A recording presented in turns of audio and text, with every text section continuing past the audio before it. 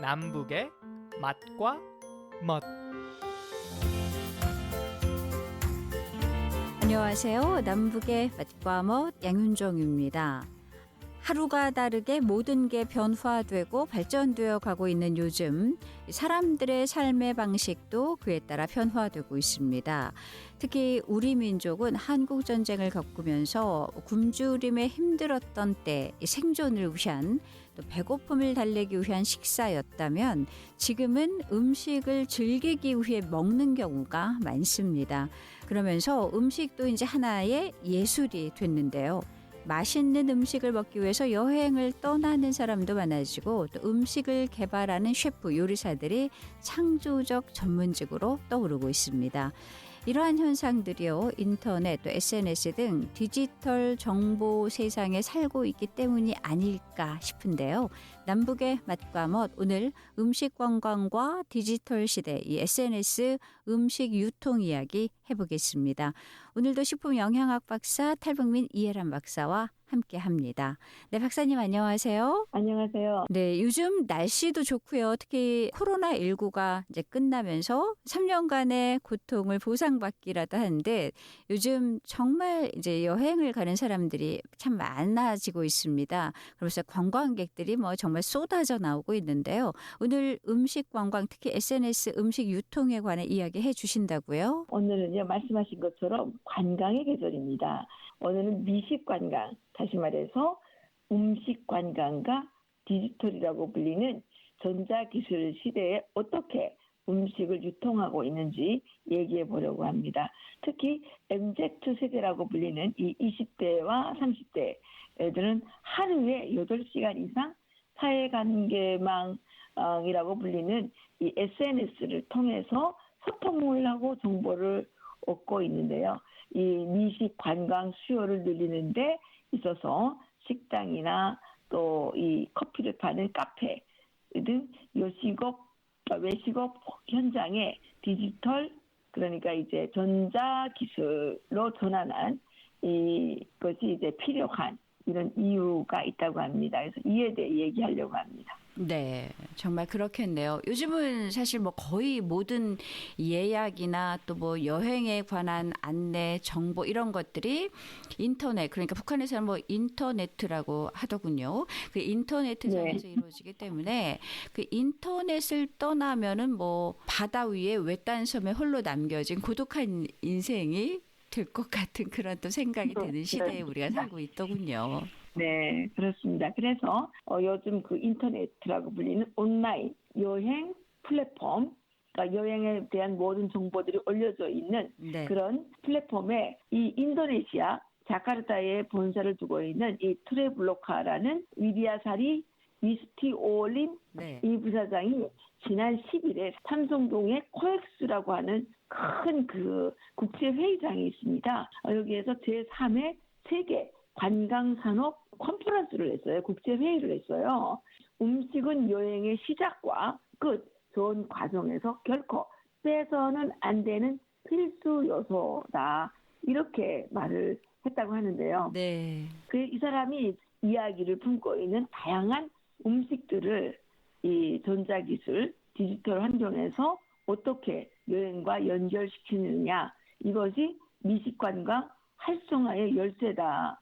이렇게 강조를 했습니다. 뭐 여행에 대한 전반적인 것들을 인터넷에서 제공을 한다는 소리네요. 그렇죠. 네. 그래서 현재 그 싱가포르와 태국, 베트남, 그리고 동남아 6개국을 중심으로 이 서비스를 제공하는 이 트로블레카라는 그 회사가 지난 2022년 기업 평가에서 약 30억 달러, 그러니까 한국 돈으로 하게 되면 4조 원가량이 넘는 그런 가치를 인정받았다고 합니다. 그러니까 인터넷에서 봉사해주는 서비스 그런 것들이 엄청 가치가 높아지고 있는 거죠. 네, 맞습니다.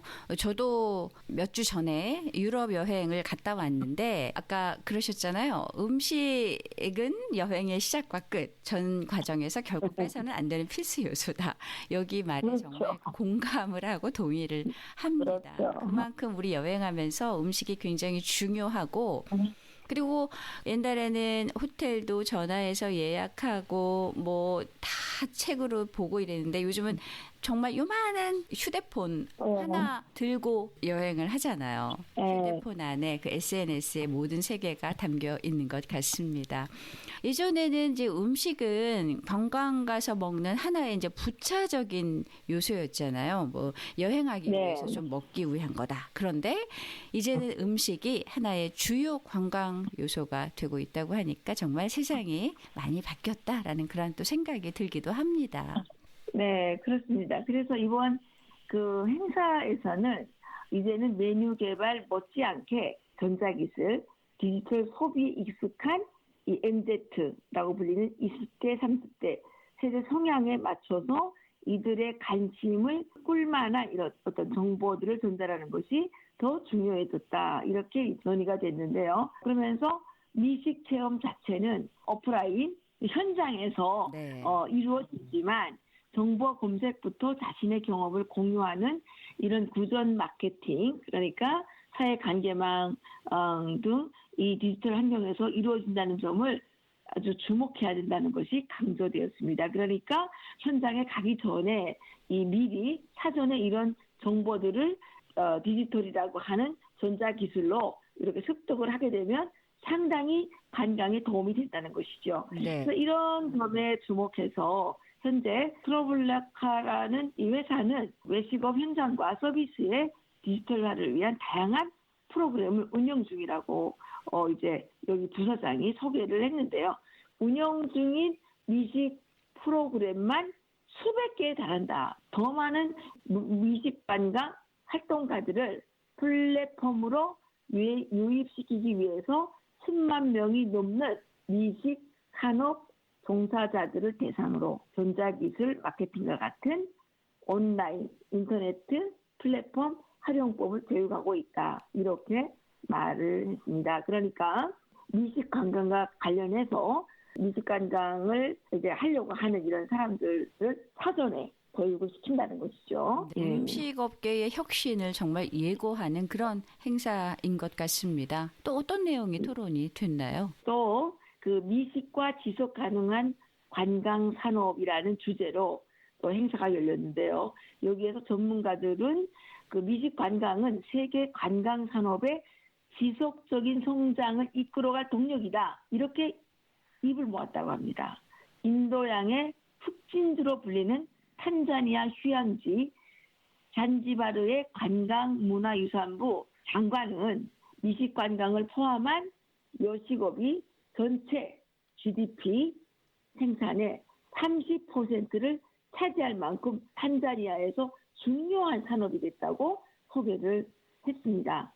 또 이 장관은 호텔, 리조트라는 게 이제 관광 단지죠. 식식을 할 수 있는 호텔이나 리조트 같은 숙박시설은 대부분 외부 투자를 유치해서 조성하고 이 지역이 누리는 직접 수익이 크지 않다. 하지만 지역 식당과 카페 등을 활용한 미식관광은 그 효과를 온전히 지역사회가 누릴 수 있는 장점이 있다. 이렇게 강조를 했다는 거예요. 네. 그러니까 숙박시설보다는 이 식당이나 카페가 이 미식관광에서 엄청난 효과를 누린다는 거죠. 네. 네.